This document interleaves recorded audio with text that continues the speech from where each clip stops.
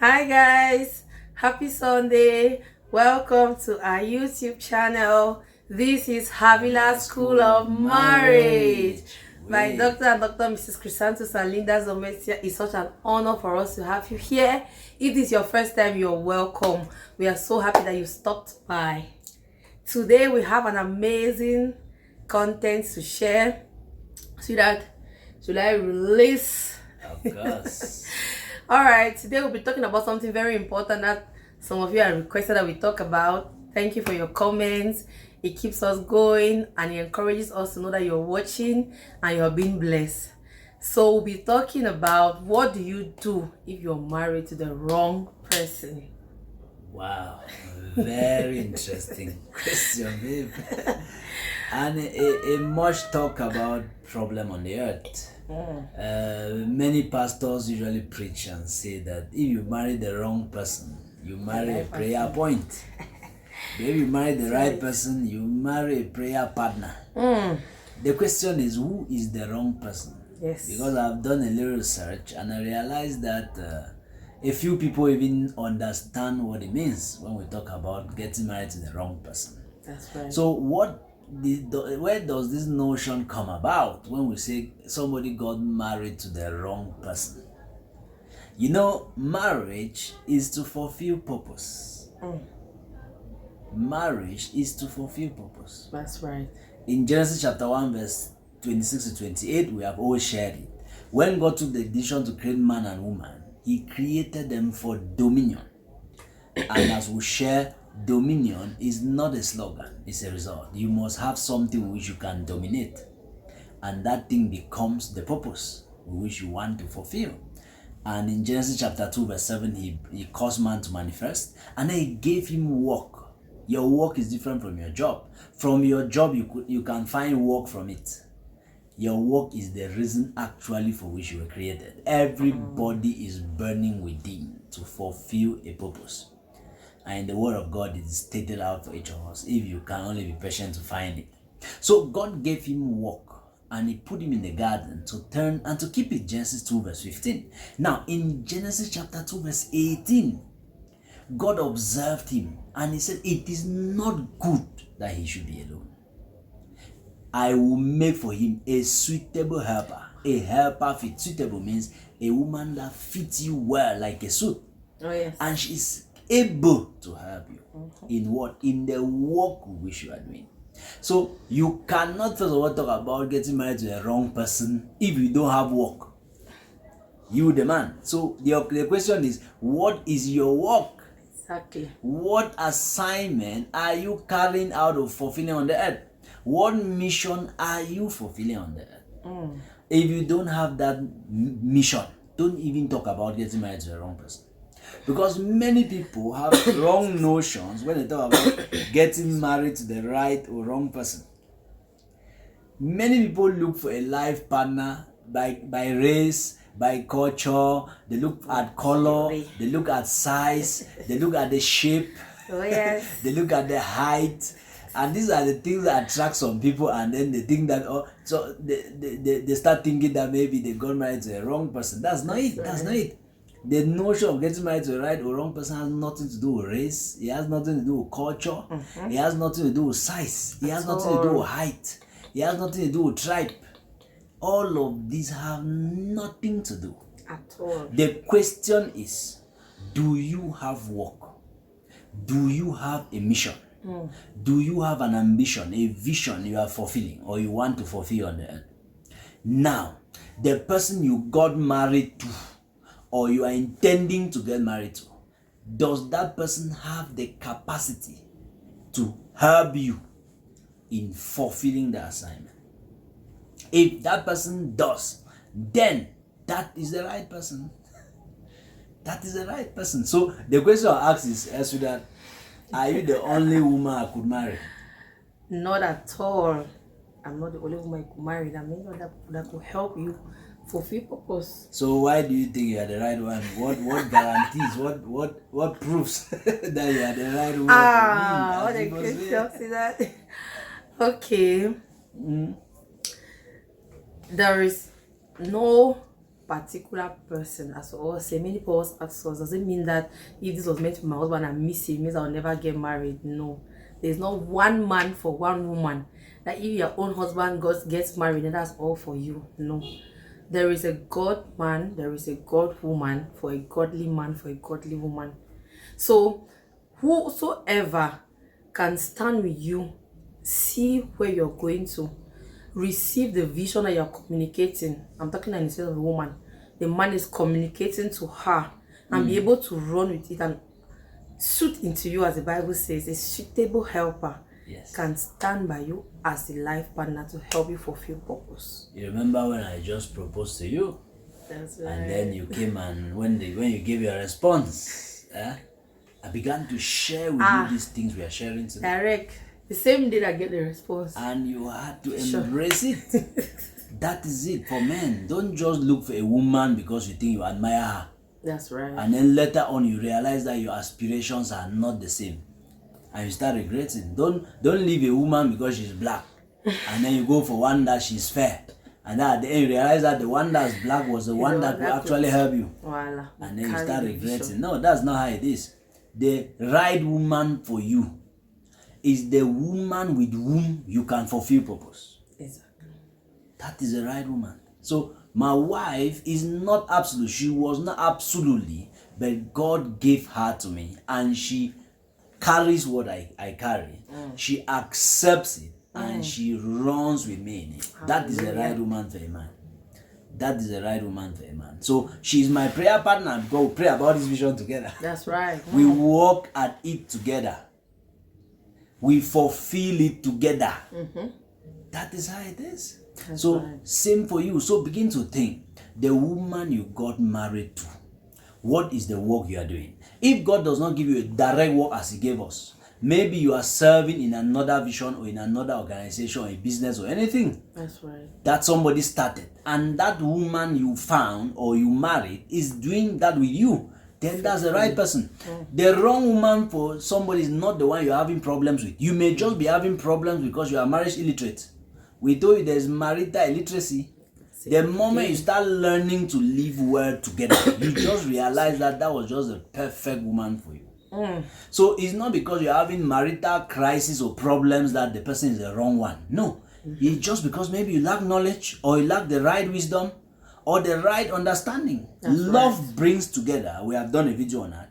But love does not keep. Wisdom builds, understanding establishes the two together, and knowledge fills that relationship, that marriage, with precious and pleasant riches. So it is not about the problems you have. No, it's not about color. We have already said that. It is a woman who has the capacity. Maybe you are not yet working together because you have not yet died to serve. We said people need to be broken to be able to cope together. How can two strangers really live together? They must die to serve. They must abandon self and embrace the fact that they are together. Two can only work together except they agree. This is very important. And it's not about purpose. We've said so. What is your assignment? Does this person have a responsibility? There is a bad example in the Bible that we always use of one wicked woman who got married to a man, and together they were so wicked. But that was a very good wife. Yes. Jezebel was such a good wife to this wicked king. She was very good to him because every time this man needed help to achieve his evil ambitions, this woman was there to help him achieve it. Yes. So she was a good wife. She was a good wife.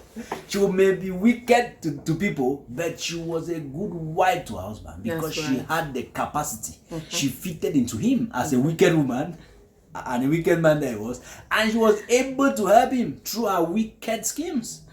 You see it. So this is it. So now, the person you are living with or you have, how do you check to know? There are several ways. Which are very easy and nice to look at. Because does this person accept the vision you have? Does this person accept the assignment you want to carry? That's the question you ask. If this person does not accept, then that's where you start asking yourself questions. The next is, does the person want to do another thing? That's why God created that window called courtship for you to check to see your aspirations if they are the same. If they are the same, does this person accept what you are doing? Does this person keeps fighting against you concerning what you are doing? Is this person able to help you? If this person is not able to help you, is she ready to acquire the right capacity to help you? Oh, yes. When I met you, did you have all what it took to help me? Not at So all. what happened? What happened after? Very important. That's an aspect that the man has to be intentional about, communicating the vision in its undiluted form to your life partner or to your fiancé, so that she understands where you're going to. And don't communicate the vision once and say, okay, the vision has been communicated. Like he said, on the very first day I gave my response, brother, he started pouring the vision to me. I was like, seriously? But that was not the only time. That was the introduction. As we evolve, he continually updates me on where God is taking us, what God is saying. If there's any modification, he takes time to ensure that I understand it properly and I can start running with it at the same frequency with him. So you need to communicate the vision to her. Communicate the work that God has given you to do to fulfill purpose together. The way that God said it to you and the way that God is revealing and unveiling it to you. And then ensure that the capacity is also building. Sometimes she may need to go through training. Sometimes she may need to take some seasons of retreat to sit back to understand where God is leading you to as you're communicating to her. And of course, hold her hand as you walk through. Don't go through it and allow your wife behind and expect her to follow. Carry her through. This is so important. This is so important because your wife is not an object. No, not at all. That you just expect her to know things and start following you. No. You, the man, you are the one that has vision for that family. Yes. Have you communicated it to her? Do you communicate it to her, or you are just obliging her as an object? You expect that she should just know? No. Take time, communicate, just dialogue with that woman, and you will just realize that she was the right person. She had the capacity, and then just acquire the right knowledge to keep your marriage good.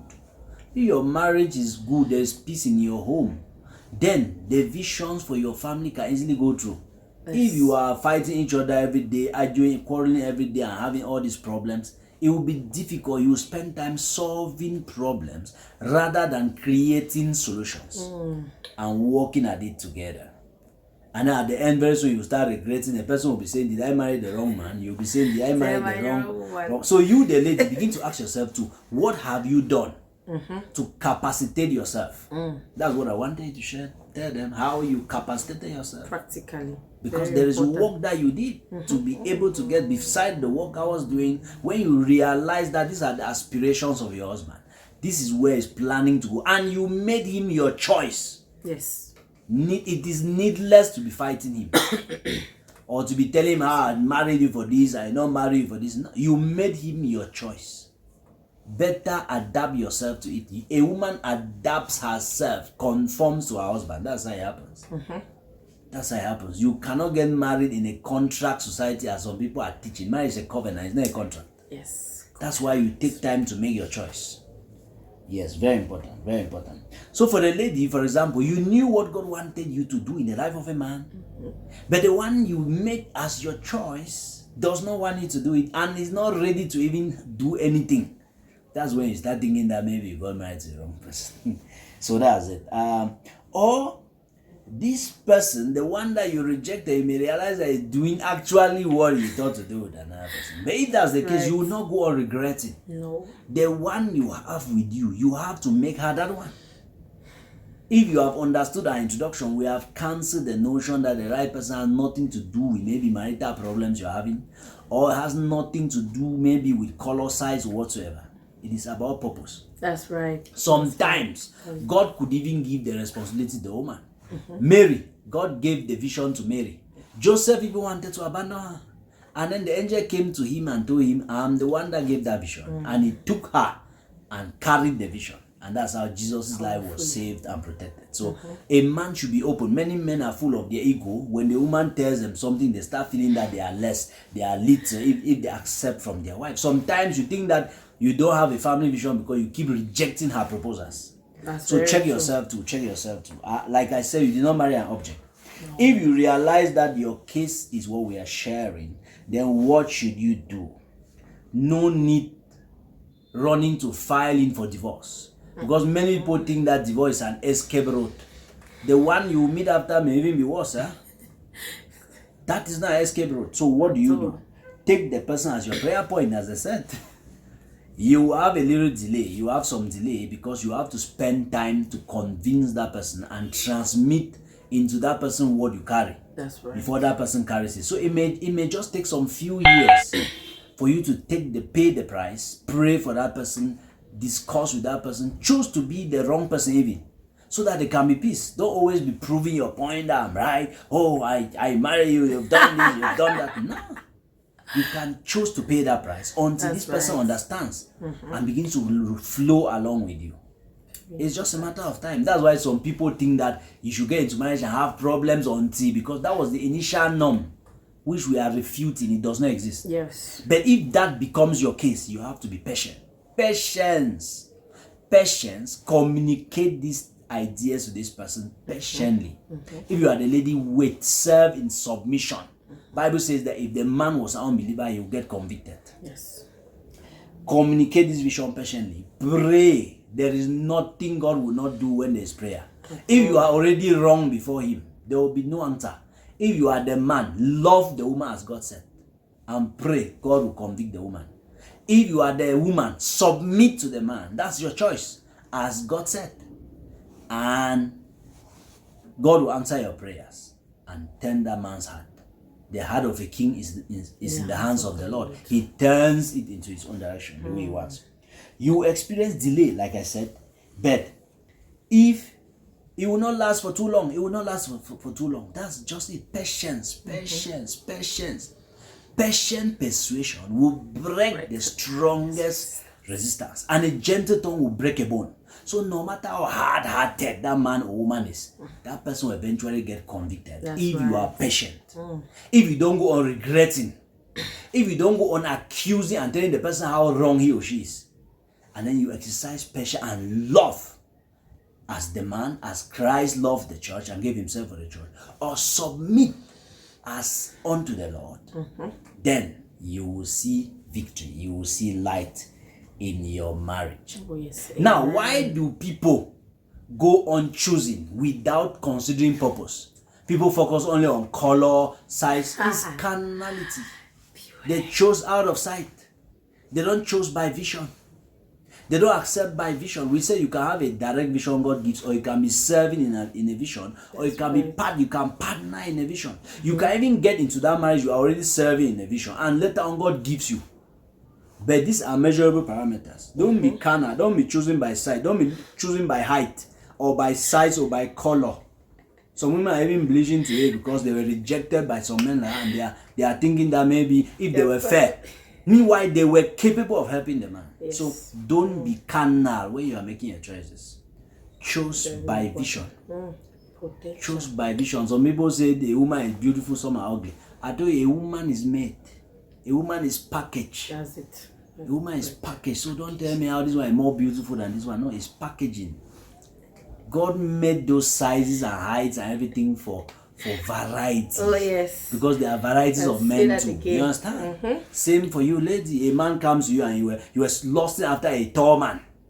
And then a short man comes, he carries it, and then you are rejecting. And then no, don't be carnal with your choices. At all. Don't choose out of sight. Okay? People get into marriage without vision, and they don't even think about vision. Because they just want to settle for anything. In Isaiah, the book of Isaiah, chapter 4, verse 1, Bible says, in those days, 7 women will grab one man and say, just make us your husband. So they don't care whether the man has vision or not. No, don't be impatient. Don't be impatient. Don't be impatient. And then lust, we already said it. I remember in those days when we were in secondary school, some people used to say, I wish I could get married to this particular person. They were watching movies and they were lusting so much after movie stars, and movie stars never even saw them. And because of that, in life, they may want to look for that kind of man. That's true. They are not bothered whether they are a suitable helper or not. And the man too is not bothered. They watch a lady in a movie, they have that lady so much in their head that they forget to see the one that can help them. So, take note about these things. You that's not yet married, you that is already married, patience. Get knowledge and settle your marital problems first. Yes. and then patiently communicate what you want to do with your spouse. Also, yield to your spouse. Listen to your spouse's voice, because you may be delaying or thinking that she's wrong because you are so full of yourself. You don't want to get her own proposals. So God bless you. Ponder over these things. Thank you very much, sweetheart.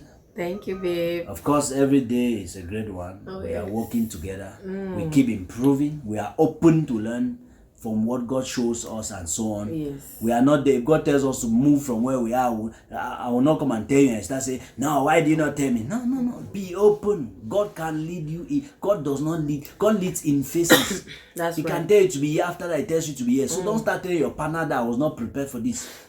You made that person your choice. Remember? Yes. You made that person, and they also chose as if the other is an object. Discuss together, dialogue together, and you realize that everything is just so sweet and so smooth. Bless. And you realize that the way we talk about getting married to the wrong person is actually not. Yes. Just a very few could talk about that. Many people, when they talk about the wrong person, is because of marital crisis, and these marital crises are mostly due to lack of wisdom, lack of understanding, and lack of knowledge. Because you can acquire the capacities. God gave us this assignment. It took 10 years for us to start coming out, as you see. That's right.